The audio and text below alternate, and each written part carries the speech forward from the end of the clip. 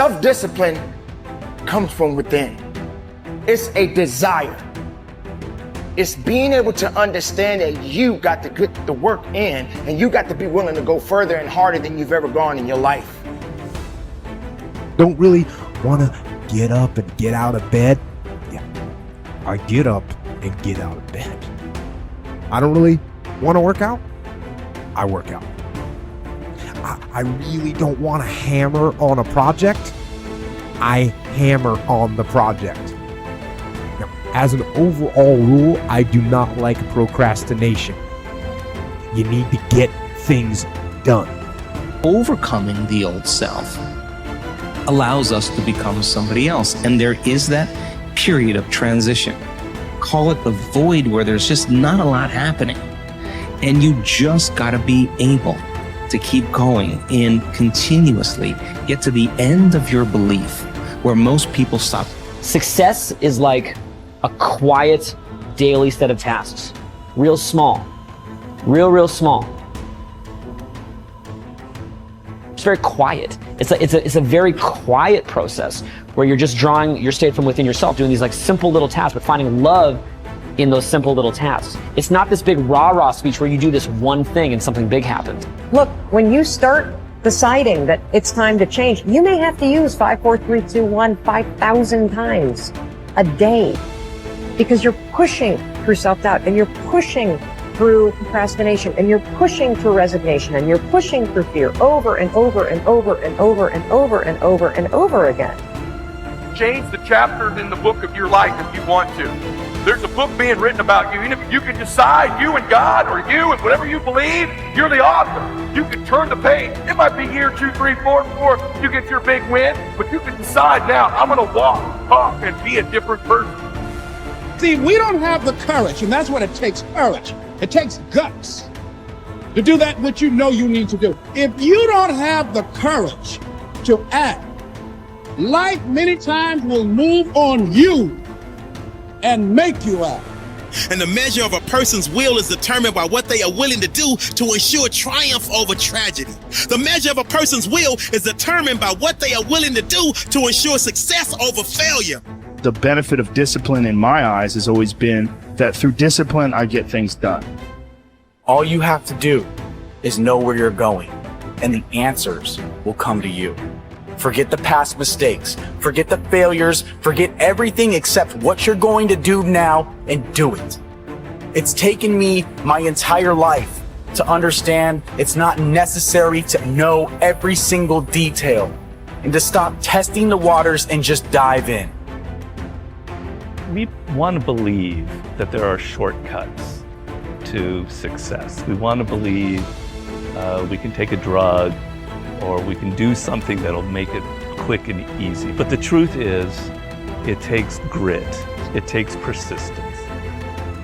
So it's hard to understand what could happen to you in 10 years in a visceral gut way of what it means to have failed in life. And to me, failure in life is not having money. It's not realizing your potential. You're 60 years old and you said, I could have been this, and I never did it. That's like the worst thought I think anybody can have. And you don't think about it in the moment because your life is okay, but you've got to wake up and understand that there's an urgency here. And that if you're not practicing something now, if you're not aware, if you don't have a path towards something better, you're rotting on the vine, and that day of reckoning will come at some point, and it will be painful. You're not going to feel it suddenly, it'll be slow, but it'll come and it won't be good. You will not find toughness in a comfortable environment. Those of you who are listening to this, whoever hear this, you will not find it. I was trying to look for it everywhere. The only way you find it is to drown yourself in a position where you're just out of sorts, where you can't swim and you're drowning. Where you're drowning. You're drowning in life. And you say, you know what, man? Yeah. I'm gonna figure out how to backstroke something. I'm gonna figure out how to, and then you figuring out all these tools. Your mind starts to, when you quit, your mind does this. Because you're out. once you say, I'm not going to quit, this is the 40%. When you quit, your mind says, we're done. So it doesn't expand. There's no expansion when you quit. When you say, you, this sucks, I'm drowning, I'm miserable, I'm suffering, I'm broken, but I'm not going anywhere. What happens to your mind is it does this. It says, he's not leaving. So we got to expand. We got to grow. We got to figure this thing out. So then these compartments in your brain start to they have to work. They have to work. And then you start to engage parts of your mind that you never engaged before. But you can't engage it by sitting back in these nice chairs, drinking this nice water, talking to you, talking about what I want to do. That's where the 40% thing comes in. It comes in when you're in suffer mode and you say, I'm not going to quit. You're forcing your brain now to operate on a level it's not used to, but then it becomes used to. Successful people are intensely solution-oriented. The fact is that life is a continuous succession of problems and difficulties without end. This river of problems is only interrupted by the occasional crisis, which makes the problem seem small in comparison. In fact, if you are living a busy life, you will probably experience a crisis of some kind every 2 to 3 months throughout your life. You will have business crises, family crises, financial crises, health crises, and other crises. The problems and crises never stop. They keep coming like the waves of the ocean. The only thing you can control is your responses to these problems and crises. And therein lies the key to your success. Successful people respond effectively to problems. Ineffective people do not. Successful people take a deep breath, relax and think clearly. They look for the good in every situation. They seek the valuable lesson. Above all, they focus on the solution, on what can be done rather than what has happened and who is to blame. There is a methodology that you can use to solve any problem. It requires that you approach the business of problem solving systematically and in an organized fashion.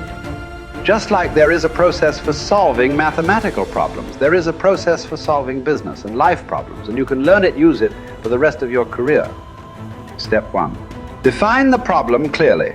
A problem properly defined is half solved. It is absolutely amazing how much time is wasted floundering around looking for a solution when no one is quite clear about the problem. Step 2.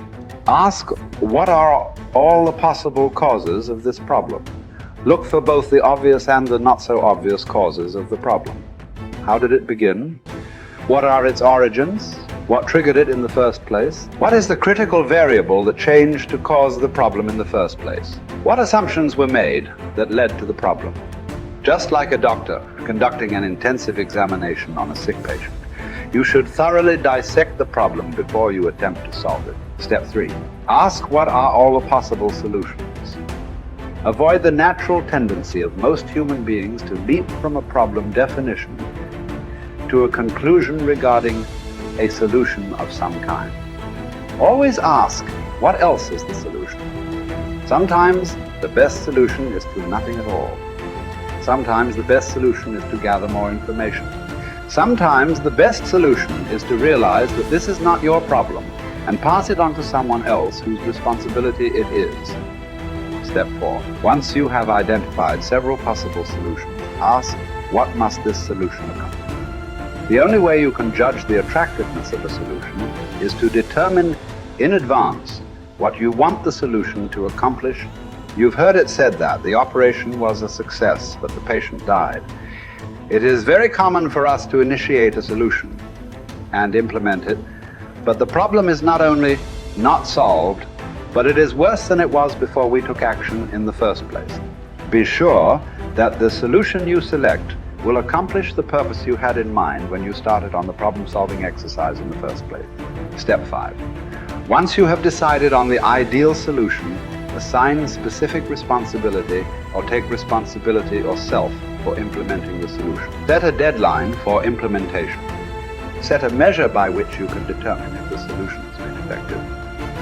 A problem-solving discussion that does not lead to agreement on a specific solution, accompanied by the assignment of personal responsibility and a deadline, is a problem that will come back over and over again without resolution.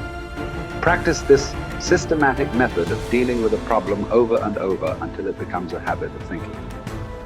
You will be amazed at how much more effective you become and how much better your results will be using this method. I kept saying this to myself on repeat.